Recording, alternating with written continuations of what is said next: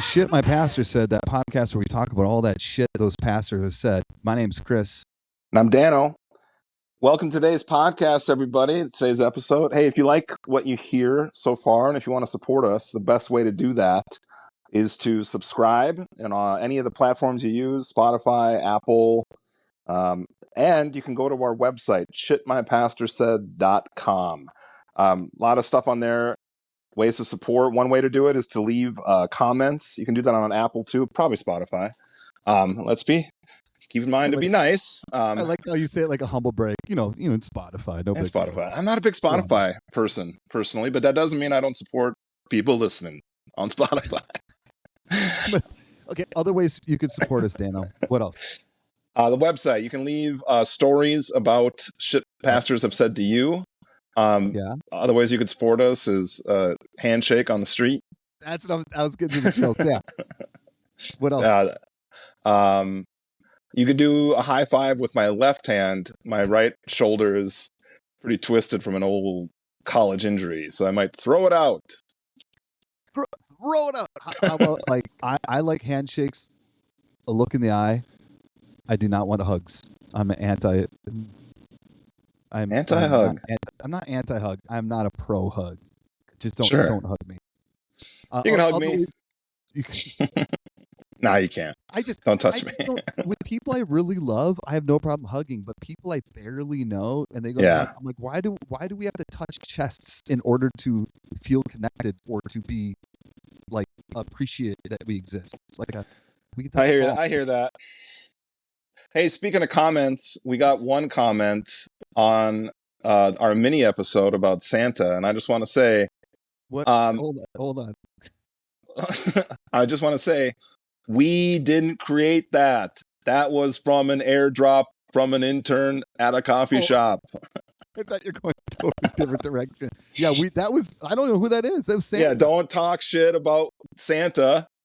It wasn't us. Yeah, and we'd love your comments about that episode specifically, please. All right. Today's content, we're talking all things Christmas as former evangelical pastors, and then being drugged. Were we drugged to a church service? I feel as a kid we were really excited about it. I think we were really excited. Well, I think, yeah, we'd have to go to 2 a year, right? One Catholic Christmas and one a year. Or no, we just went to one most of the time. Well, no, because like our father was Catholic and our mom was evangelical. Pentecostal. Get it right. And then we kind of landed at a evangelical place. But do you have memories of being like little and going? I don't have any memories of being like a kid going to church for Christmas. Zero. Yeah, I think they were mostly Catholic, right? I just remember like candle lighting and candles being a big piece of it. Oh, I do remember the candle. Was that Christmas that you liked the candle? Yeah, man. I don't remember. I remember Dad getting angry at me for not holding the candle. I remember Jesus being happy with me because I called him the light of the world in some carols that we'd sing. I like how I talk shit about our dad and bring up Jesus. I remember Jesus loving me. I'm sorry. Yeah. Getting dressed up was, I feel like, a rare thing. Kid dress up is always like, what are we doing? And it felt special. I remember getting dressed up for doing Christmas concerts. Yeah. Like choir concerts. But my concussion has robbed me from a lot of memories of being a kid. Because I remember a candle. I don't remember anything else. Well, once you got a little older, we remember some of those services. Okay. So, right? Yes. So when I started going to that church when I was 13. So this would have been 1993 is the earliest this could have happened, right? Because we never had any history of that church before. But Dano and I have 3 older sisters, not as accomplished as us, obviously. Mm-hmm. And we would go to church in small town Minnesota, and we would all be ready and dressed up. And no matter what we did, we were always late, right? Yeah. We were late. And so in like any church on Christmas, it's going to be fairly full. Well, if I was 13, you would have been 10. Yes, we got 7 people in our family, plus sisters, random boyfriends here and there throughout the years. Yeah, and that means that they would have been 16, 19, and 22, Dano. Yeah. Tara was 22. Yeah. So they were looking, they did not want to be at the, I was probably super excited to be there because I'm 10. Yeah. They're like, we got to go home and drink wine, baby. Let's get this over with. Tara's a senior in college. And what I remember is we'd show up to church a little bit late, and the only place that could have 7 people sitting together at once was the very front row. Yeah. And then at this church, our sisters often remind us that the senior pastor would obviously give the message on Christmas, and we're front row. And he had a little firebrand of Pentecostal preacher in him. And he would just scream, I know, a lot.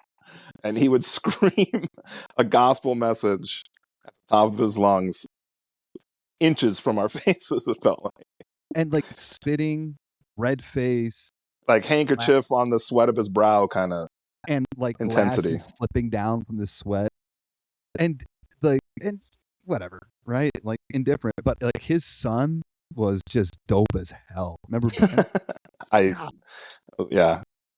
You don't remember? And then we'd sing. I remember that same Christmas that happened. That we sang all like 15 verses of "Go Tell It on the Mountain," and every time a new one would start, our sister Tara would like look at us like, "Are you fucking kidding me? I'm gonna murder somebody." How long do you think that service was? Do you think it was under an hour? No, not a chance. Do you think it was 70 minutes hours?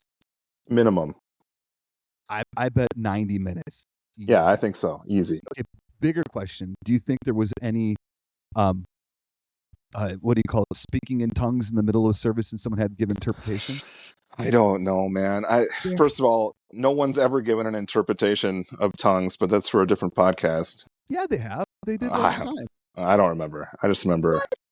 I remember independently someone speaking in tongues and then someone else just like rattling off. No. You and I both know this person. I know this person. They gave their own interpretations. That's insanity. Yes, I guess I didn't realize there was interpretation. But folks, listen, we're not talking about tongues today. No. Just think about this. We could have made some great content now if we could have been knowing what we know now, go into those churches and we just say things and then give our own interpretations and get it on camera. Gosh, it could go viral, baby. Okay, so we have memories of being a kid of Pastor Dave screaming. I'll say this to your point. I think church was the one time where even churches that are typically like over the top, weird or whatever, I feel like most of them would tone it down enough where it was just like, hey, listen, we all love Silent Night. We got some candles. We got some cookies. We're in a sweater. We can agree that this is pleasant. Which fits in perfectly when you think about churches are trying to sell an experience or almost a brand, and it's like Pentecostal churches knew, like, hey, Joe Bag of Donuts, we're not doing speaking in tongues, talking about blood moon raining down on the kids' service. Save that for next week, which means they have to be cognizant of like, hey, we have new people coming in, so we have to tone down the batshit crazy stuff. Yeah, which damning. It's a self-indictment. Right? Yeah, exactly. Except old Dave, Pastor Dave, let it rain. He didn't hold back.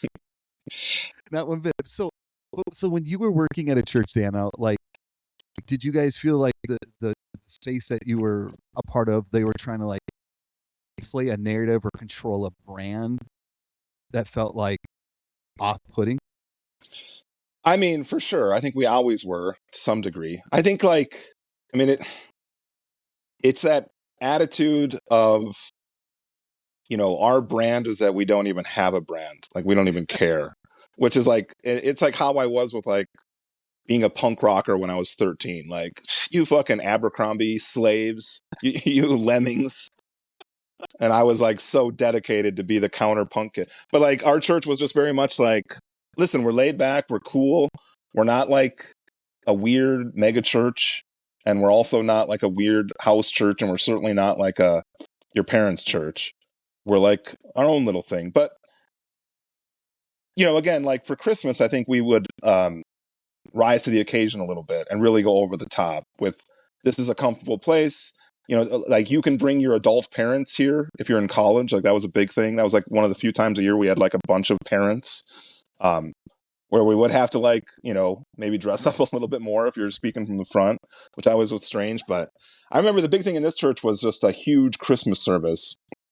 And we had a lot of musicians that were extremely good, a lot of like, a few theater people that were really into it.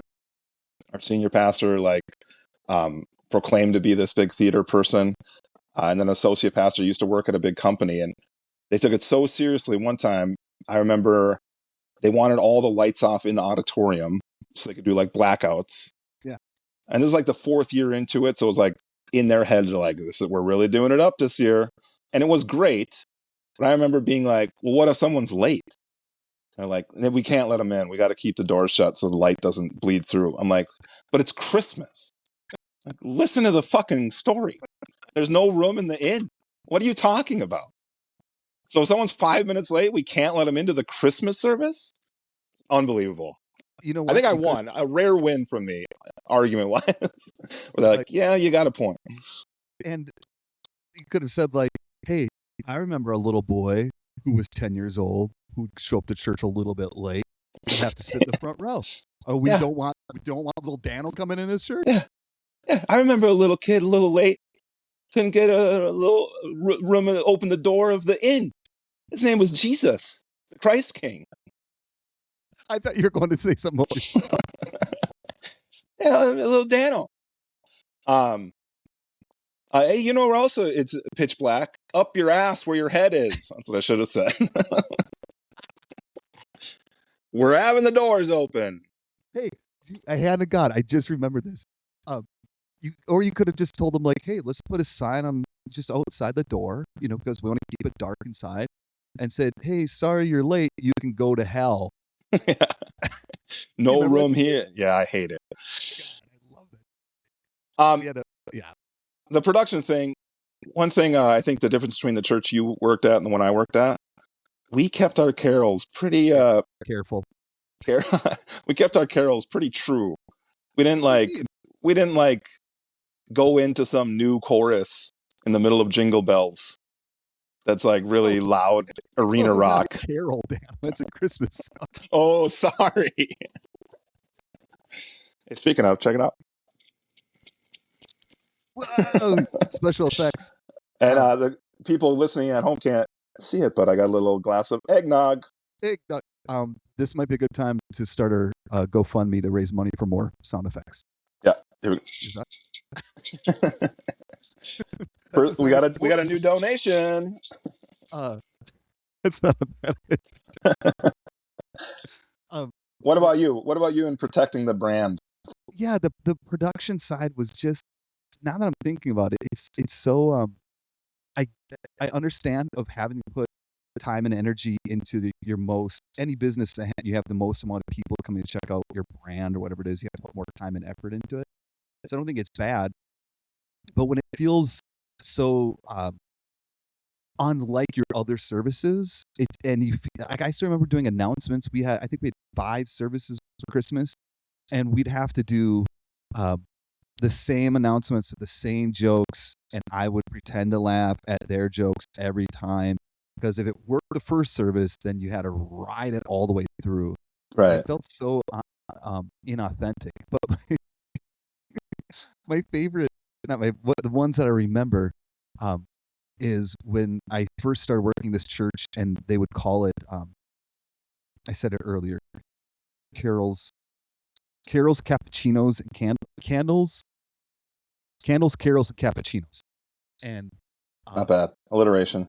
It's not bad at all. But we'd get a ton of people, and a group from Teen Challenge, which was a recovery group that was court ordered, but it was also a very evangelical Pentecostal group that was court ordered. Yeah. They would come to church, and they would have free biscottis. We only did one Christmas. They only did one Christmas. And the people from Teen Challenge took all of them. A group of 20 guys. It's like, they're addicts. So they want caffeine and sugar. And if it's free. And what I remember then is, in the middle of service, there was no drain for the espresso machine, so it just go into like this big 5-gallon slop bucket, and it was old milk water. It smelled horrible. And it was my job in between services to take that 5 bucket out, pray to God it wouldn't slop up and fall on me or on the floor, and then I'd go back and dump it into someone else's backyard because we were in a neighborhood. Yuck. We'd have to try patrolling then. How many biscottis people are eating? I'm getting buckets down. It felt so produced. It felt so gross. Now that I think about it, it was such a, like we were trying to sell people that we're something better. But here's now that we're saying this. The most disturbing thing though was there was a salvation call at every Christmas Eve service. Every service there was a salvation call. But just for Easter, Good Friday, and funerals and Christmas, we'd have salvation packets. And in them, there would be like a Gospel of John, a card where you could fill out wanting someone to pray for you, blah, blah, blah. I heard Santa talking about that in his announcement. Anyway, keep going. I remember in Luke chapter 2, right after the Song of Mary, is take a salvation packet. We would count how many were in there, and then people would say the prayer, and if you said the prayer, you'd take a salvation packet. Then after each service, we would count how many were missing, do the quick math, add a couple 13, 14 to the number to pad the stats, and then we would broadcast how many people got, quote unquote, saved. Even though I imagine there was a ton of people just like, hey, a free packet. They're taking fucking free biscottis, biscotti, cappuccino, and a salvation packet. Are you kidding me? Totally. I mean, yeah. Plus, like, I don't know. Their framework of doing that, I think, on their terms makes sense to me. Like, the most important thing ever is for people to commit their lives to Jesus and be saved from eternal hell. And I know, so like, that's their whole brand. But every single time, even when I was drinking the Kool-Aid, like, can we just like sing some Christmas carols and like have a peaceful time? Do we always have to make it about, if you line in the sand, if you want to call Christ your king today, you can get a packet? It always was just like, can we just calm down and, you know, I don't know. Even like reflect on like the beautiful aspects of Christmas. And we'll probably get to this, but like, I fucking love Christmas. And I think there's always like a powerful message, no matter what you might believe in a lot of the themes that we see in Christmas. I mean, but it goes back to like what you value is what you're going to promote, right? Yeah. And the amount of energy evangelicalism puts on a moment, right? Like, we need a decision. You need to make a conscious decision to follow Christ. If you just keep hitting that over and over again, then the whole church, that becomes their emphasis too, of like, we just need to get more people saved. And for what end? Right? Of heaven, whatever, sure, maybe. But it's way more of like, you're drinking the Kool-Aid, you found this experience here, now we have to keep hitting on that over and over and over again, which really isn't the message of in the Gospels, right? It's not about making a decision. It's more of like, can you embody the presence of Christ in the person of Christ? And that's why I think what you said, can't we just sing some carols? Can't we just read the Christmas story and not need some emotional like line that we have to like cross? It's so gross. Yeah. It's for such a shallow purpose. Ugh. My role as a intern and as a pastor was during the Christmas service was always like the part of the service that we do a dumb comedy bit, which will surprise you. I remember, I think this might have been my idea. This is pre-cancellation, but I did the prayer. Of what? You'll hear the Prairie Home Companion Garrison Keillor thing of doing an intermission at the middle of the show where people send in or like what's it called? You write like a note saying like, shout out to Mom back on the farm. Mom, you did this at church? Yeah. At the beginning of the service, shout outs to their moms in church. Well, just like what's the word I'm looking for? Yeah, like no, it would be like, hey, if you have a dedication or something to your mom, we're going to be doing a funny thing in the middle of the service, or not to your mom, to anybody. Okay, here's the premise. People would go to a Prairie Home Companion, a old, now defunct show production from NPR. Yeah.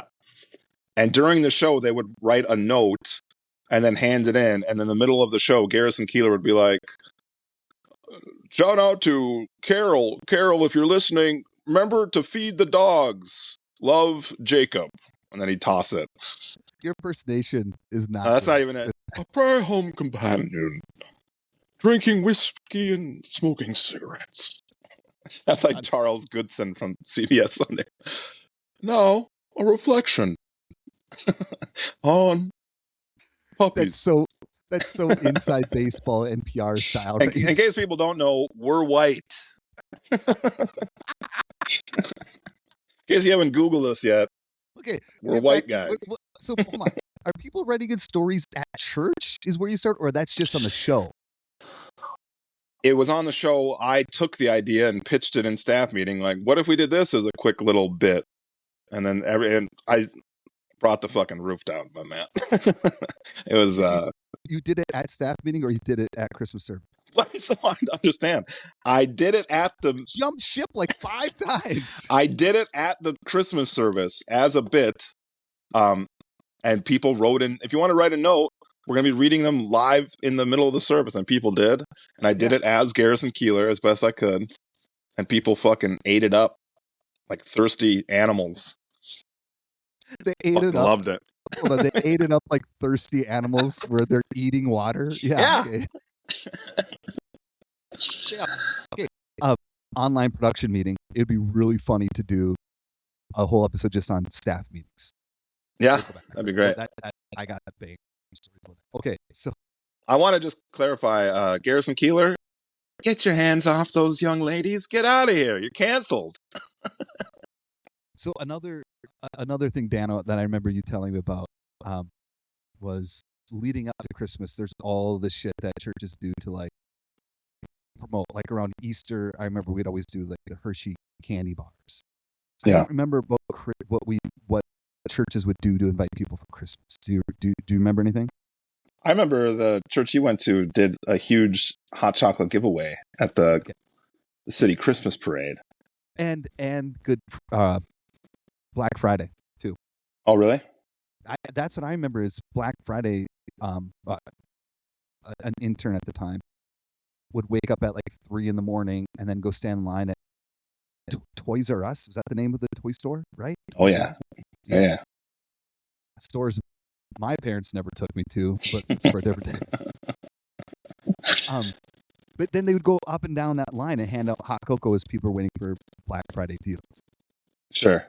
Is that what you're I suppose this is probably before the digital age where everything's online. Great comment. Back we showed up. I did a lot of hot chocolate giveaways at like what's the Minneapolis one? Say it. What's the name of it? Come on, my man. I don't know. Dude, it was not hot. It was called servant evangelism. Oh, well, yeah, we still called it hot chocolate. We didn't. No, you guys kept the weird language on it, man. We called it for what it was. We and you, right? Yeah, you're right. Us in this podcast. Okay, we are not associated with this church anymore. No, we're not. I remember one time I was working with this college, or he was helping out on this college student. We were on the U of M campus giving away a hot chocolate to advertise for the Christmas service. You do, but I can't say it. I'm doing initials with my hands. Very socially awkward young man. A lot of college students are awkward. I'm not throwing him under the bus. It's all good. But I said, all right. This person's not listening. Yeah.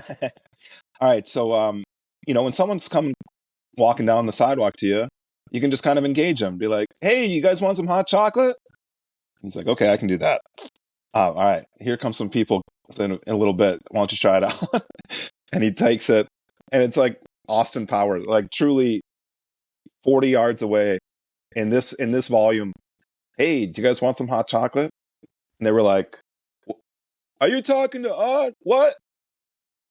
Do you want some hot?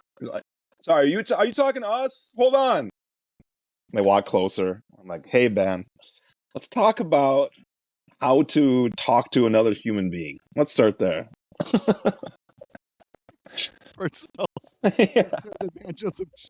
All right, relating to another human. What does that mean? Let's break it down.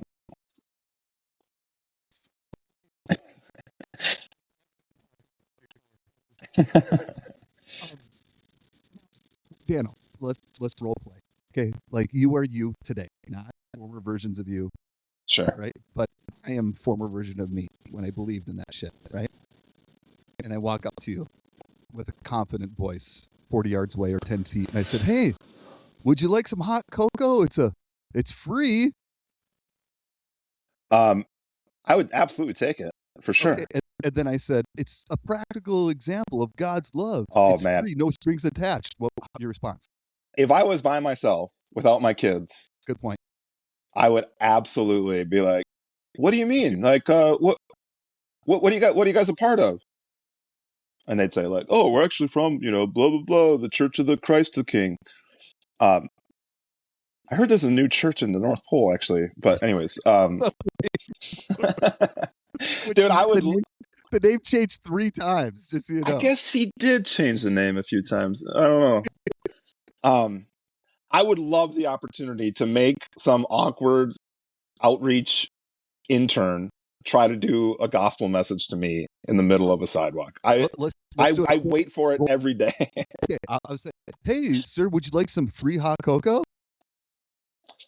Boy, if I wasn't so down on my luck and hope, I might actually drink that. Well, do I have good news for you, sir? It's free hot cocoa, like God's love. It's free, no strings attached.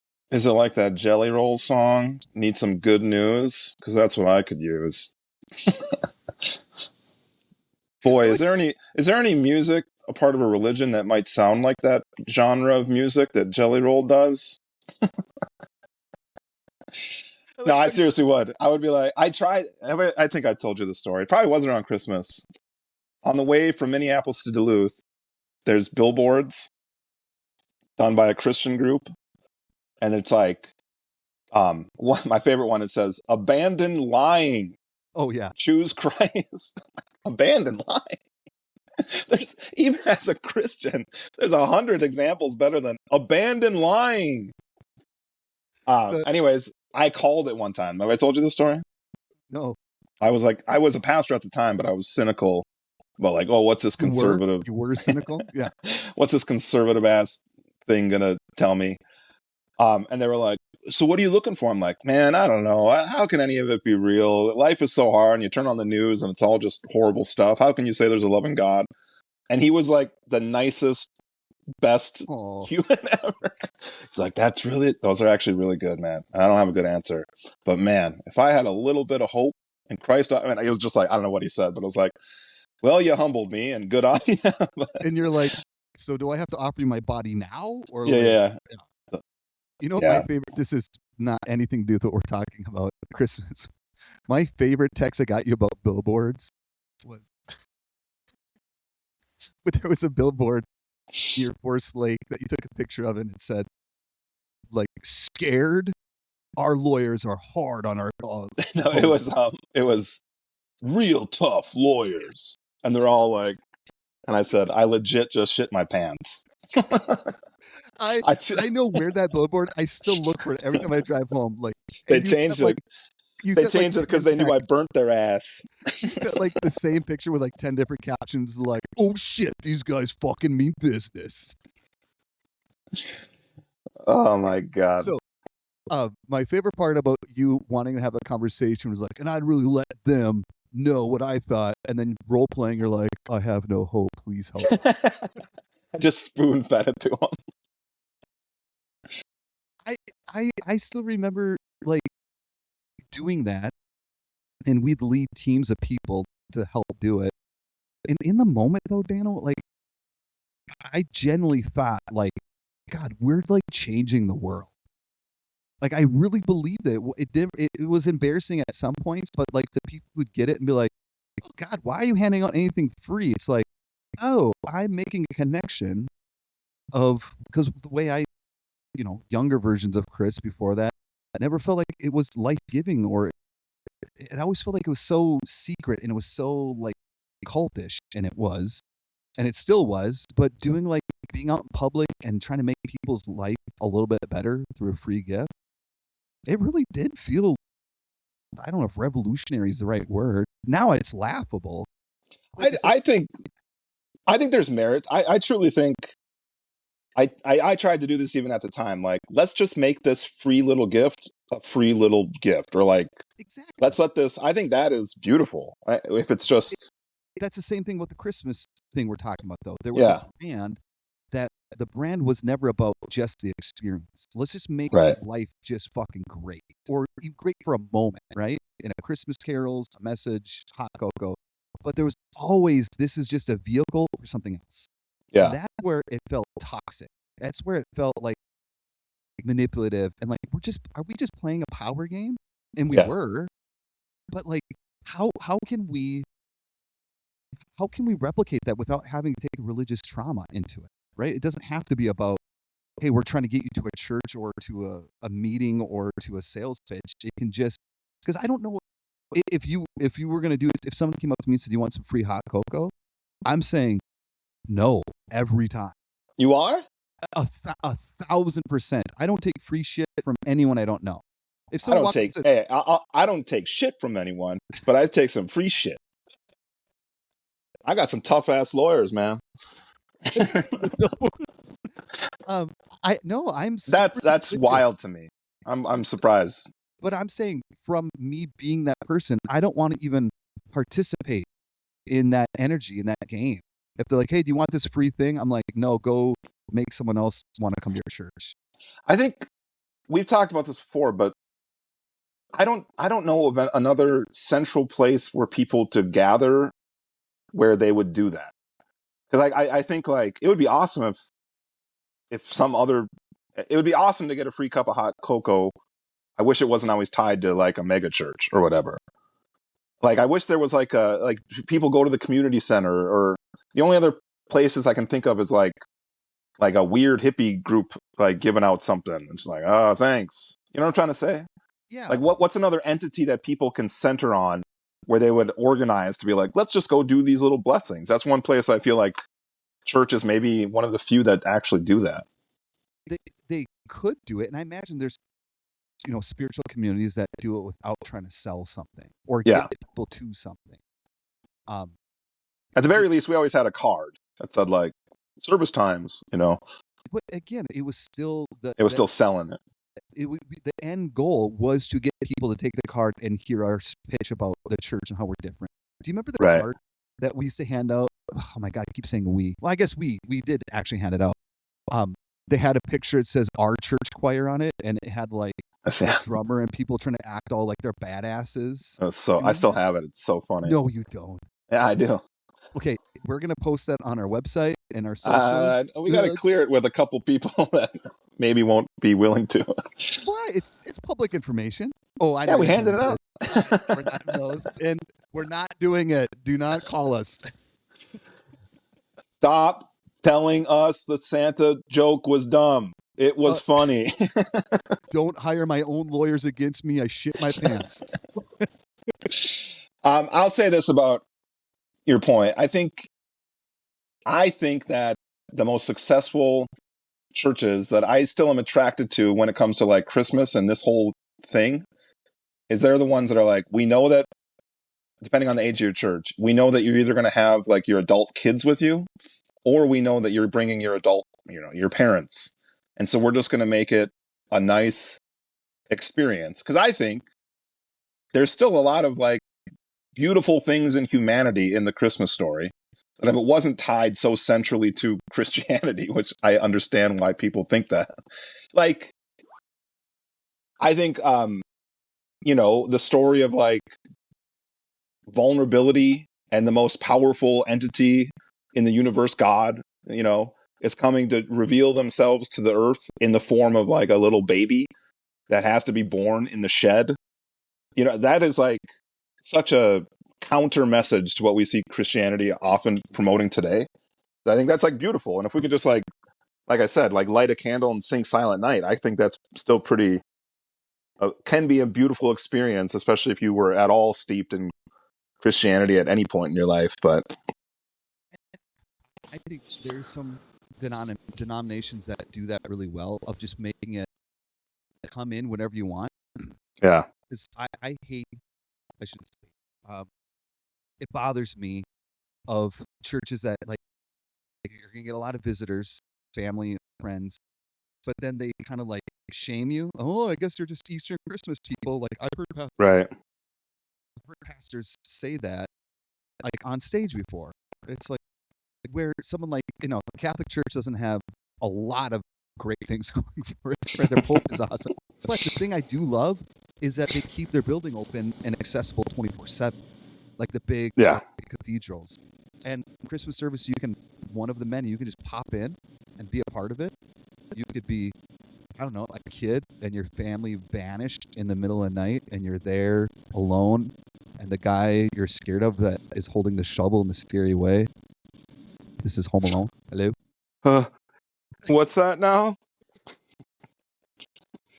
I do think that if like not slap myself in the back, like what we do at the church I pastor at is it's just carols, it's just reading the Christmas story, and then we do more carols because that's all people want. They don't want 20-minute announcements unless Santa's doing it. I heard he's started a church. I heard he's actually pretty good at it. Airdropped it randomly.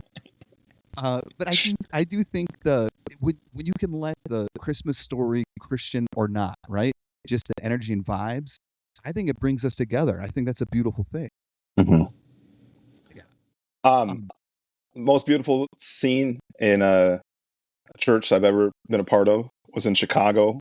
I had to wander around Chicago. My wife, it was like a work Christmas vacation thing. Anyways, a work I was walking, Christmas vacation thing. She had to do a work thing. We were in Chicago for her work national party. Okay. But I had to just wander around Chicago. It was right before Christmas, and I showed up in like this historic Catholic church in Chicago. And in the front, it just totally blind luck. It was like this world-renowned pianist from like Russia. There's people like in tuxes and, like fine gowns. She plays, and it was like truly world class, like Carnegie Hall shit. Like, I was blown away. It was like the first 8 rows of the church were all people in tuxes and dresses watching her. And then 20 empty rows. And then the last 10 rows were all like unhoused people just in there to be warm. And I'm like, everyone's getting the same show of this like amazing. It was crazy. It was like touching. See, that's like it's why I still have hope for me, right? Of what the church can be. Where it doesn't have to be an us versus them. It literally can be this shit's good for everybody. Right? And maybe not everything a church does is, but there should be things that are universal about finding people who need warmth, a place to be for warmth, to listen to good art, and to connect with other humans. I don't. Yeah. Yeah, which like bringing it way back, I think growing up it was always hard in the Pentecostal, evangelical, whatever church circles we were brought up in. Like Christmas was good, but Santa was still bad. Yeah. So even then there was like this little extra offness about us. I just often would think like, why can't we just be normal like everyone else is on board with Christmas? Isn't that enough for us to celebrate? Do we have to make one little distinction? And I feel like we're trying to trick people into thinking we're cool or relevant. Yeah. Right? Yeah. I watched a video. I sent this to you. I watched a video of this pastor on stage talking about the Easter Bunny, and we don't follow the Easter Bunny. And he's like, "Hey, Easter Bunny, come out here!" And a guy dressed in the Easter Bunny suit comes in, and he pulls out a gun and shoots the Easter Bunny. Fake. Then he's like, "Well, we need someone to get this body out of here." And then Santa Claus comes out, starts dragging the body out, and he shoots Santa in the back. Okay. I'll post that. Wow. Now, where to wrap things up, where I think it'd be good to end is when you think about like just even we're a couple days away from Christmas. Do you still have any practices with your kids that, I mean, outside opening presents and stuff like that, but is there anything that you still try like bringing in the Christmas story or narrative that you do or try replicating in your own way with your kids? We certainly like it's a natural time to like talk about like people that like giving some money away, like just helping out and being charitable.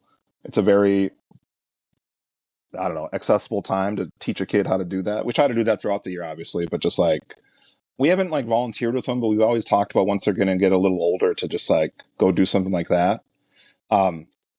Whenever they ask about like what Jesus is and how that relates to anything with Christmas, which often comes up, my son is born on the winter solstice, so I always tie it to that. Just how like it's like the longest day of night, but now light is back in the world, and I kind of just tie it to something with like nature, and I don't know. I whenever we talk about religion, because I'm more or less a atheist or agnostic or whatever, but instead of using Jesus, I just use love, and I think that feels really good to me, and even just how I have reapproached all this stuff after unpacking it and coming back to some of it, just like I said, that's a powerful message of love entering into the world in the midst of the longest night. Yeah. I don't know.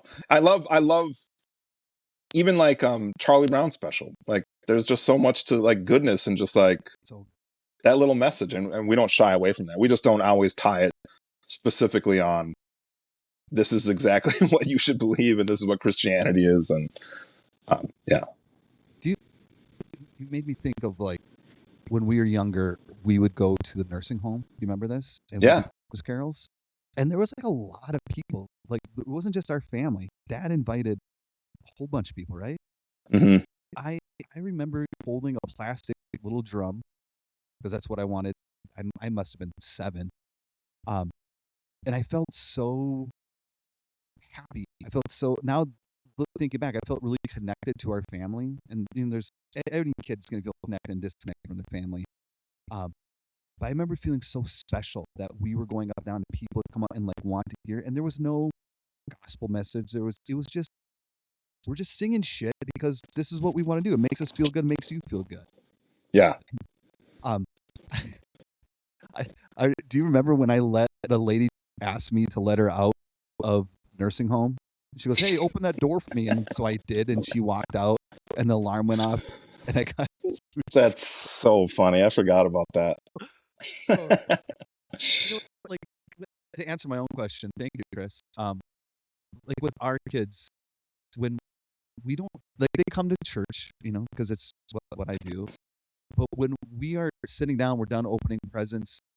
We don't specifically say, "Hey, kids, here's what love is and what love does." But it's right. that moment where you just are relaxed. You feel like just a positive high and energy. That when I think about the Christmas spirit, I think about us, our kids, and our dog laughing at like 8 in the morning after all the presents are open. It just feels so right. I agree. With our kids specifically, and this is very northern Minnesota of me, but just like I really try to make them savor like the shadows on the snow at night, and just like those little nostalgic. I know, dude. This is where I'm like deep in the thick, but I love like going on a walk with them in the winter.